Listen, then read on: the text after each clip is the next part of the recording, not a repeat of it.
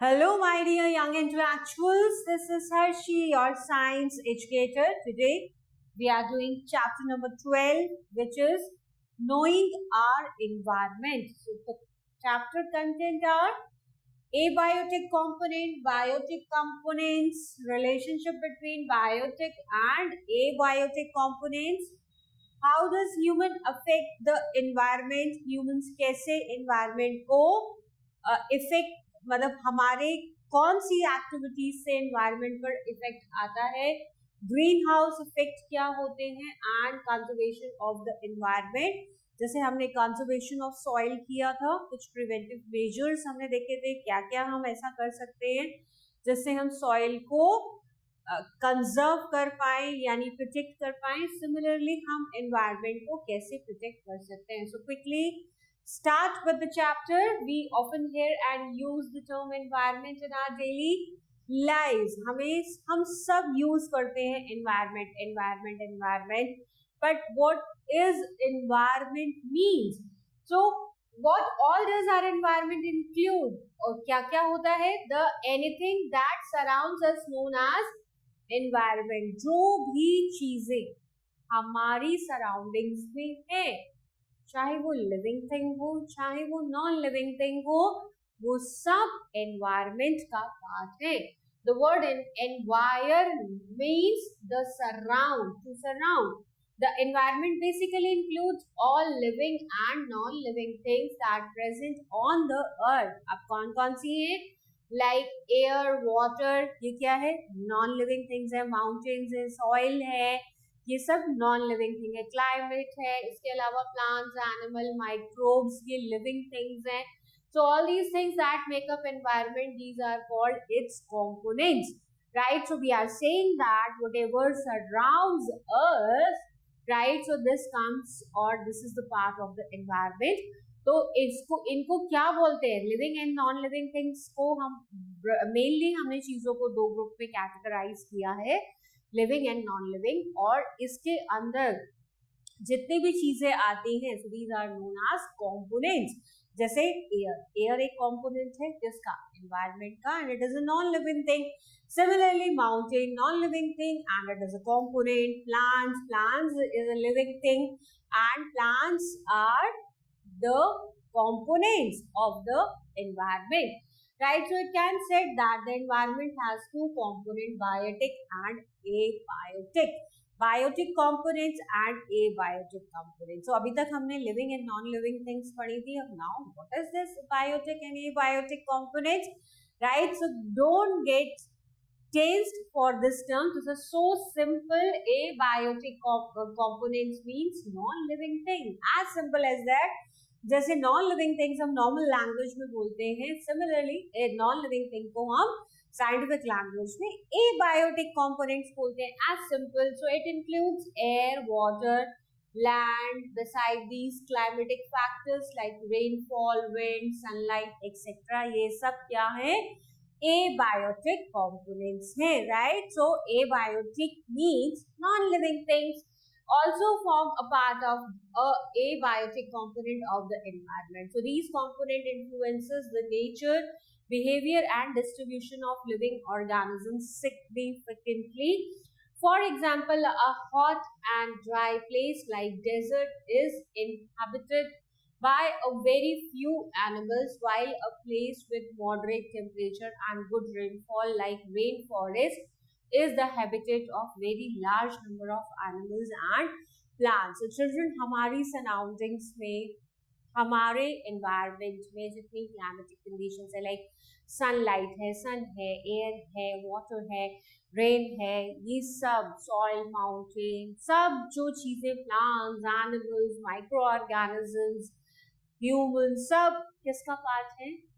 environment का part है. और हमने environment को दो कैटेगरीज में डिवाइड किया है, living and non living thing. So non-living thing means abiotic components and living things means biotic components. So biotic components क्या होंगे? Plants, animals, microbes, ये सब biotic components हैं, right? So these are dependent on abiotic components for their survival. So हम ऐसा नहीं है कि हमें abiotic components की जरूरत नहीं है. एयर क्या है? abiotic component. और वाटर क्या है? abiotic component. इसके अलावा जो भी चीजें हमें दिखती हैं हमारी सराउंडिंग्स में सब abiotic components है.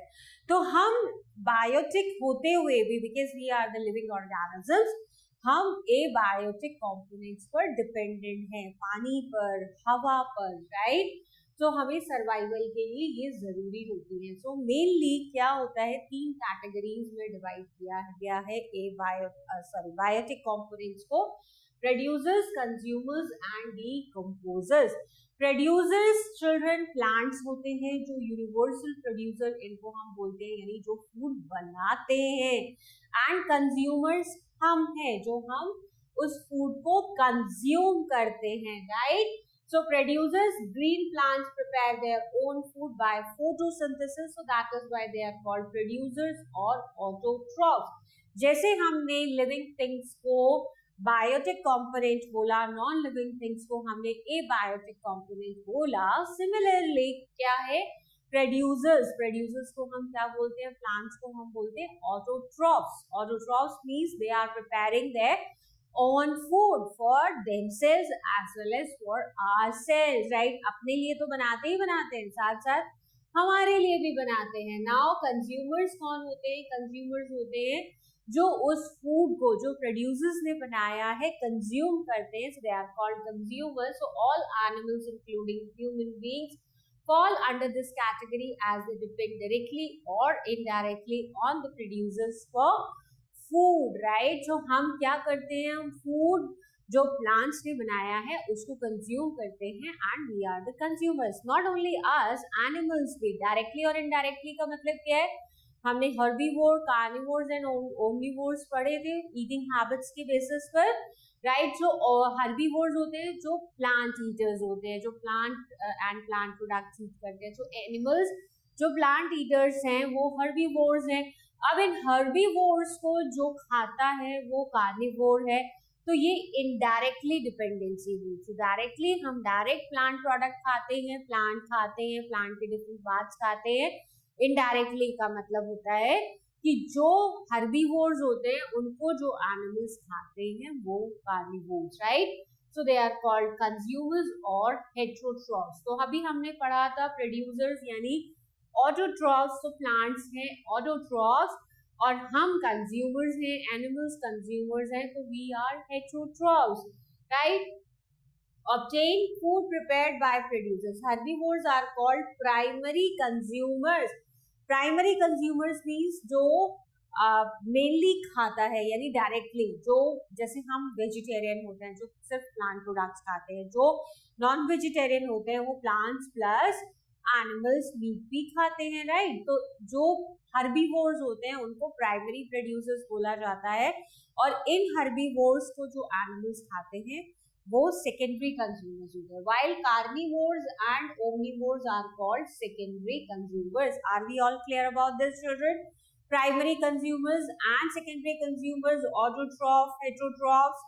Autotrophs यानी producers यानी plants, heterotrophs यानी consumers हम, और consumers दो तरीके के होते हैं, primary and secondary. Primary consumers are those consumers who are directly eating the plant products and different parts of the plant, and secondary consumers are carnivores and omnivores.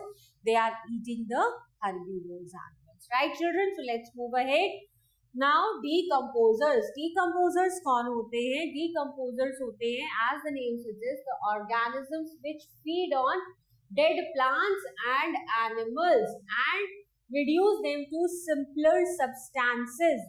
वो organisms जो dead plant and animals, जो animals dead हो चुके हैं, जो plant dead हो चुके हैं, उनको क्या करते हैं, सिंपलर फॉर्म में ब्रेक डाउन करते हैं, ठीक है. जो उनको खाते हैं या मेनली ये उनको फीड करते हैं, जो ये खुद हंट नहीं करते हैं. जो एनिमल्स ने हंट किया, जो एनिमल ईटर्स हैं, कार्निवोर्स हैं, ओमनिवोर्स हैं जो हंट करते हैं बट वो पूरा उसको खत्म नहीं करते हैं, छोड़ देते हैं उसके पार्ट्स को. सो बेसिकली डीकम्पोजर्स उन डेड एनिमल्स को या फिर अपनी नेचुरल डेथ की वजह से अगर एनिमल मरते हैं तो उनको खाते हैं. सो बेसिकली ये क्लीनिंग का वर्क करते हैं, हमारे एनवायरमेंट को क्लीन करते हैं, right. So thereby returning the constituents back to the soil are called decomposers. Microbes including bacteria and fungi are act as decomposers. So certain other animals such as jackal, vulture and hyena also feed on the remains of dead animals. So they are also called decomposers or and known as scavengers. Right. जो decomposers हैं हमारे bacterias, fungi जो micro organisms होते हैं, और जो macro organisms like जकाल, हाइना, vulture, ये क्या करते हैं, जो ऑलरेडी डेड एनिमल्स होते हैं, dead animals and dead plants को ये खाते हैं और उनको छोटे छोटे सिंपलर सब्सटेंसेस में ब्रेक डाउन कर देते हैं ताकि वो अर्थ में वापस क्या होते हैं, सॉइल में मिक्स हो जाते हैं और फिर सॉइल फर्टाइल बन जाती है. So they are basically working as a cleaner, right. So now find the names of some abiotic and biotic components of the environment in the given grid, right. So let me find out for you. You can also find on your own. So first we got water. Water क्या है children? It is a abiotic component. Now vulture, biotic component. After that, so children, I have picked some biotic and abiotic components for you like water, eagle, climate, air, vulture, bacteria, fungi, right. So you can find more into it. ठीक है. तो ये biotic and abiotic components है. Now come to the relationship between abiotic and biotic components. हमें पता चल गया है कि बायोटिक components क्या होते हैं, लिविंग component, लिविंग थिंग्स, और abiotic components है नॉन लिविंग थिंग्स. अब इनके बीच में रिलेशन क्या है. So there is an interdependence not only between different biotic components but also between abiotic and biotic components. Example, animals depends on plants for food and plants depend on nature for sunlight, carbon dioxide and water to prepare food, right. So आपस में interdependency biotic and abiotic की कैसे है. जैसे plant को क्या चाहिए होता है, वाटर चाहिए होता है. वाटर क्या है, एबायोटिक कंपोनेंट है. सनलाइट क्या है, एबायोटिक कंपोनेंट है. एयर यानी कार्बन डाइऑक्साइड क्या है, एबायोटिक कंपोनेंट है. और प्लांट्स क्या हैं, बायोटिक कंपोनेंट. और हम क्या हैं, हम भी बायोटिक कंपोनेंट हैं.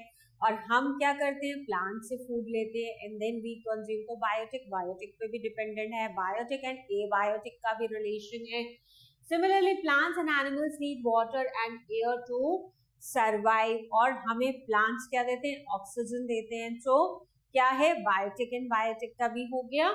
When they die, decomposers reduce their dead bodies into nutrients and return them to the soil. Thus, the nutrients taken up by the biotic factors from abiotic environment are ultimately returned back to the environment, and this cycle continuously goes on in the nature.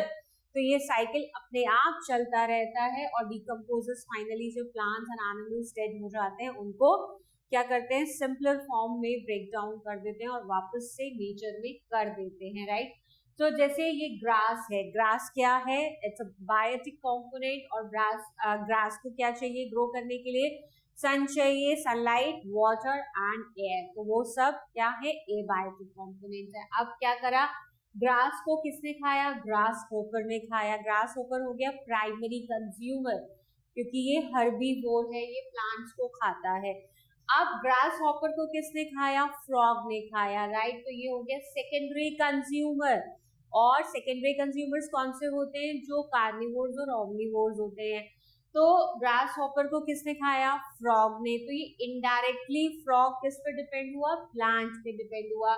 Frog को खाएगा snake, right. अब snake को खाएगा hoc. And finally जब ये hoc क्या करेगा, जब फिर फाइनली आते हैं बैक्टीरिया एंड फंगाई जो कि जब ये प्लांट्स एंड एनिमल्स डेड हो जाते हैं तो उनको डिकम्पोज करते हैं एंड वापस नेचर को कर देते हैं. How does human affect the environment? This is the next topic of this chapter. Basic needs of human being like oxygen, food, water and shelter is fulfilled by the environment. For our well-being, a healthy environment is required. अगर environment गंदा है, बहुत ज़्यादा pollution है, water contaminated है, air pollution बहुत है, तो कितनी ज़्यादा diseases होने का chances बढ़ जाते हैं, right? So for our convenience, we try to bring changes in our environment. Natural quality of environment is degraded with our activities. हमारी activities की वजह से क्या है, ये साइकिल जो है, जो नेचुरली नेचर में रन करता है, वो गड़बड़ा गया है. So which ultimately affects us, और उसका अफेक्ट एनवायरमेंट को तो है ही है, बट हमारे को भी उससे ज्यादा इफेक्ट है. Some human activities like deforestation, industrialization, pollution, etc. have effect on the quality of environment, right? So deforestation क्या है? Cutting down of the trees. हम जंगल काट रहे हैं किसके लिए? इंडस्ट्री स्टेब्लिश करने के लिए, रोड्स के लिए, डैम्स बनाने के लिए, अर्बनाइजेशन के लिए. तो हम क्या कर रहे हैं? ट्रीज को काट रहे हैं, और ट्रीज नहीं होंगे तो बहुत सारी साइकिल्स जो हमारे एनवायरनमेंट में नेचुरली रन करती हैं वो नहीं करेंगी. सो cutting down of a large number of trees is called deforestation. Reducing the soil fertility. हमने सॉइल इरोजन पढ़ा था कि अगर डिफॉरेस्टेशन होगा तो सॉइल इरोजन इंक्रीज हो जाता है, फ्लड्स आते हैं, एंड इंक्रीजिंग द पोल्यूशन, क्योंकि कार्बन डाइऑक्साइड को एब्जॉर्ब करते हैं प्लांट्स और ऑक्सीजन देते हैं, और फूड भी कम हो जाएगा अगर हम बहुत ज्यादा प्लांट्स काट देंगे तो ये सब प्रॉब्लम्स किसकी वजह से हैं? Due to the deforestation. Now industrialisation. Industrialisation में क्या है कि एक तो इंडस्ट्रियलाइजेशन डायरेक्टली डिफॉरेस्टेशन को लीड करता है, क्योंकि हमें जगह चाहिए इंडस्ट्री सेटअप करने के लिए, और वो क्या होगा, उस लैंड पर जितने ट्रीज हैं, प्लांट्स हैं, उसको काटना पड़ेगा. तो पहला तो हो गया deforestation because of the industrialisation. इसके अलावा जो पेड़ कटने के बाद जो नुकसान है वो तो है ही है, साथ साथ इंडस्ट्रीज जो स्टेब्लिश हम कर रहे हैं वो पोल्यूशन कितना ज्यादा कर रही है. वो एयर पोल्यूशन एनहांस कर रही है, साउंड पोल्यूशन एनहांस कर रही है. इसके अलावा जो केमिकल्स अगर रिलीज होते हैं, वेस्ट होते हैं, वो वाटर में मिला दिए जाते हैं, तो वाटर पोल्यूशन को भी इंक्रीज करती है. So industrialization adversely affects our environment. Hazardous gases releases, air pollution gases, जब अंदर फ्यूल बर्न होता है, प्रोडक्शन होता है, तो बहुत सारी गैसेस निकलती हैं, right? So water pollution is also caused by the disposal of harmful chemicals and huge amount of waste into the water bodies. So polluted water and air have a bad effect on our health. तो pollution increase होता है industrialization से. next effect है pollution, जिसकी हम already बात कर चुके हैं. so pollution ह्यूमन हमारी एक्टिविटीज से बहुत ज्यादा पोल्यूशन होता है. पोल्यूशन मीन्स जो चीजें हमारे लिए बेनिफिशियल नहीं है वो अगर इंक्रीज हो रही है, लाइक वाटर में इंक्रीज हो रही है, एयर में इंक्रीज हो रही है, और सॉइल में इंक्रीज हो रही है, तो ये सब क्या है? पॉल्यूशन है. Number of vehicles are also increasing. हमें व्हीकल्स की जरूरत होती है, व्हीकल्स इंक्रीज होते हैं, व्हीकल्स फ्यूल पर चलते हैं, एंड फ्यूल से क्या होता है? फॉसिल फ्यूल है, पेट्रोल, डीजल. तो ये क्या करते हैं? फ्यूल से पॉल्यूशन होता है, गैसेस रिलीज होती है. Due to this harmful gases, smoke etcetera are released in the atmosphere. Besides air pollution, vehicles also create noise pollution, right? Horns बजाते हैं हम बहुत ज्यादा, तो क्या होता है?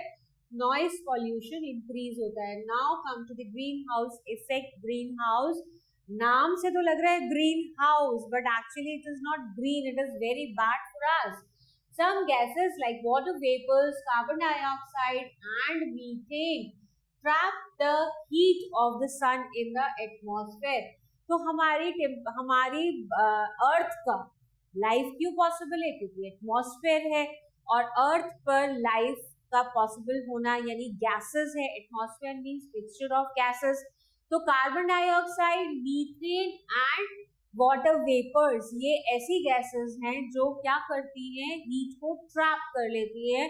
ये गैसेस जब हीट को ट्रैप करती है और इनको बाहर नहीं जाने देती है अर्थ से, तो क्या होता है, अर्थ का टेम्परेचर इंक्रीज होता है और इसी को हम ग्लोबल वार्मिंग कहते हैं. So atmosphere to help us to serve these heat trapping gases are called greenhouse gases. कौन सी? Carbon dioxide, water vapour and methane. ये कौन सी गैसेस हैं? ये ग्रीन हाउस गैसेस है. The gases warm up the earth and do not allow heat to escape back into the space. So this is called greenhouse effect. जो sunlight आ रही है, सन की रेज डायरेक्ट अर्थ पर आ रही हैं, राइट. एक तो ओजोन लेयर होती है जो यूवी रेज को स्टॉप करती है. इसके अलावा जब हीट हमारे एटमॉस्फेयर में नीचे अर्थ तक आती है तो क्या होता है, जो जितनी ज्यादा carbon dioxide, methane and water vapours होंगे उतनी ही ज्यादा हीट ट्रैप होगी और वो हीट रिलीज नहीं हो पाएगी और इसी को हम ग्लोबल वार्मिंग कहते हैं और इस इफेक्ट को ग्रीन हाउस इफेक्ट बोलते हैं. सो without the greenhouse effect the earth would be too cold for life to exist. अगर greenhouse effect ना हो तो लाइफ पॉसिबल नहीं है, बिकॉज बहुत ज्यादा ठंड हो जाएगी. लेकिन अब उल्टा हो रहा है, अब रिवर्स कंडीशन है. रिवर्स मीन्स अब बहुत ज्यादा गर्मी बढ़ रही है, right. So land, water bodies and plants absorb or soak up energy from the sunlight. So they release some of the energy as heat. Greenhouse gases absorb the heat and then send back towards the earth.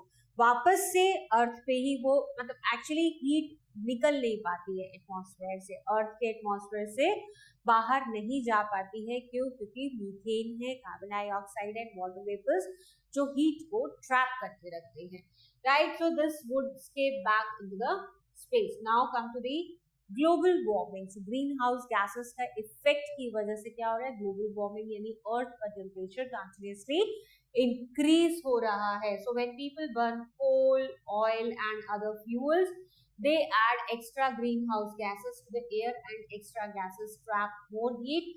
This has led to the global warming. Global warming is steady rise in the average temperature of the earth surface, right.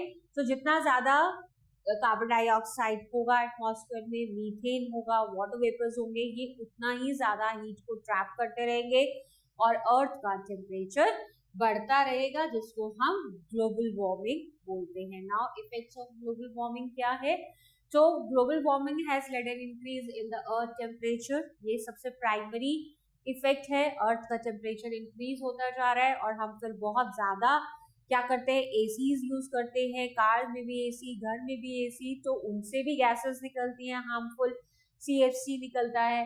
Now global warming has led to the change in the climatic condition. Climate change हो रहा है क्योंकि बहुत ज्यादा water vapours बन रहे हैं. तो क्या होता है, वाटर ह्यूमिडिटी बहुत इंक्रीज होती है, बारिश आती है बहुत ज्यादा, क्या होता है, फ्लड आ जाते हैं, अचानक से बारिश आ जाती है, अचानक से गर्मी हो जाती है. तो क्लाइमेटिक चेंजेस बहुत हो रहे हैं.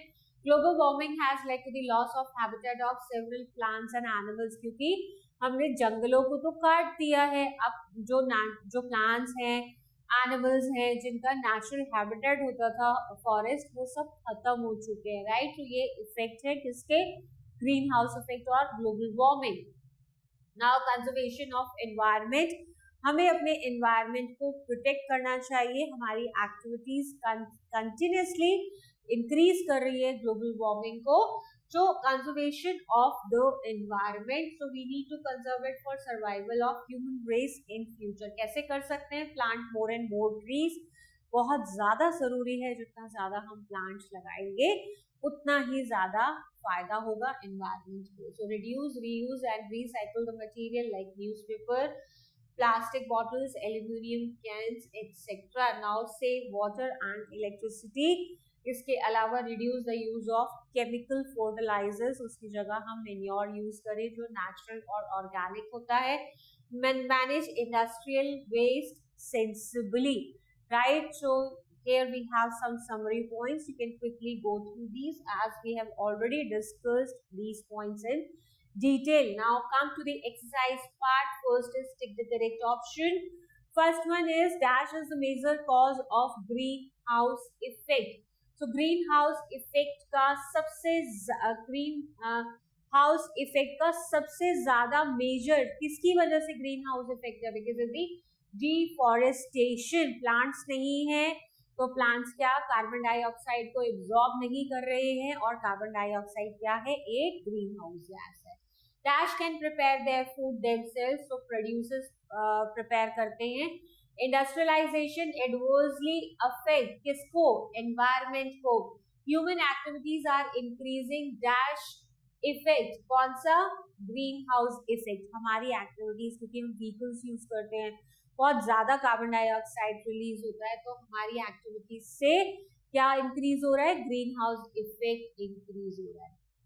Children, next is fill in the blank. First fill up is global warming is steady rise in the adverse average temperature of the earth surface. So हमारी earth का average temperature क्या हो रहा है, increase हो रहा है. Next one, without the greenhouse effect the earth would be too cold to survive. Next is green plants are also called producers. Then fourth one, herbivores are called primary consumers. And the last one, scavengers feed on dead organisms. So dead organisms can be animals as well as plants. Now, true and false statement. So children, first statement is plants are biotic components of environment. Plants biotic component है, yes, plants biotic component है. Air is a biotic component, falls. Air कैसा है, a biotic component है. Fertilisers and pesticides cause noise pollution, falls. Noise pollution नहीं, ये soil pollution करते हैं. And now green house effect cause global warming, yes, true. And the last one, human activities affect the quality of our environment, again true. So children, we have reached the end of this chapter. We'll meet in the next class. Till then, stay tuned for next videos. Bye.